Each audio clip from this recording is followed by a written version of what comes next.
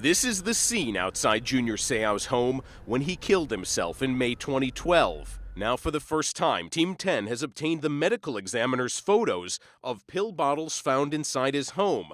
The toxicology report found zolpidem in Seau's blood, that is commonly known as Ambien. The drug maker's instructions say the sleeping pill should be used with caution by patients exhibiting signs or symptoms of depression. I think there's so many symptoms that we've all witnessed. The mood swings and the depression, the insomnia was terrible. The photos show there were 2 Ambien bottles found in his home, prescriptions for 10 milligrams, and each bottle had 30 pills. One vial was empty, the other was missing pills. The second vial was prescribed 15 days before Seau's suicide. 19 pills were missing in 15 days. On that 15th day is when Seau killed himself. Seau's family claims he was depressed in a lawsuit filed against the NFL and helmet makers. The lawsuit says Seau had wild mood swings, irrationality, forgetfulness, insomnia, and depression that got progressively worse over time. His family said Seau showed signs of depression. There was mood swings that just kind of came randomly, and they started to get worse. I'll never forget when he said this. He said, "Gee, I'm so low.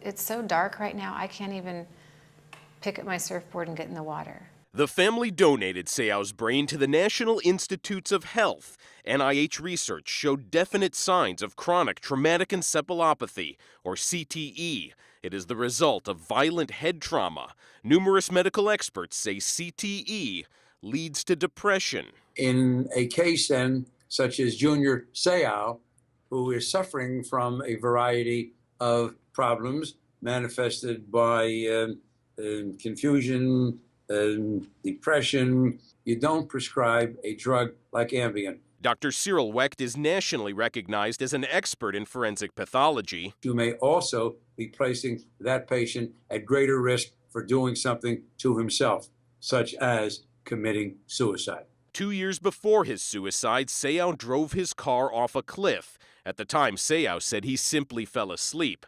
His former girlfriend told us back then it was a suicide attempt. Studies show that people who take sleeping pills are anywhere from 2 to 18 times as likely to commit suicide. Dr. Dan Krepke is a professor emeritus at UCSD.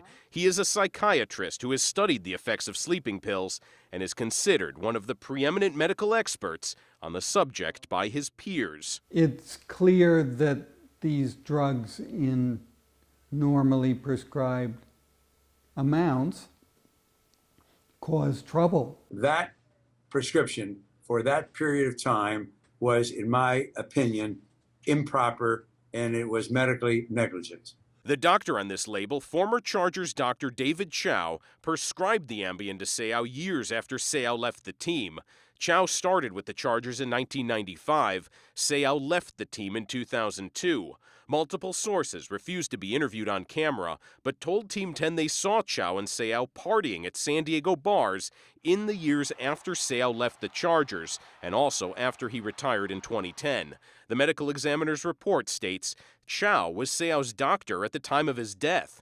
Dr. Wecht said given their relationship, Chao should have known not to prescribe Ambien to Seau in that quantity for 2 months. He should have been aware of some degree of depression. Do you think Junior Seau's suicide has anything to do with him taking Ambien? I can't say what the causes of Mr. Seau's suicide were. I don't know. And of course, he's not my patient. Who commits suicide? People who are depressed, right?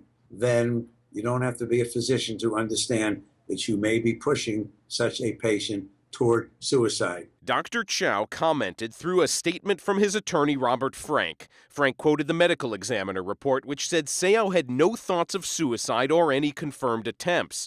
Frank also said Seau's use of Ambien did not contribute to the suicide. Dr. Chao's full statement through his attorney is on 10news.com.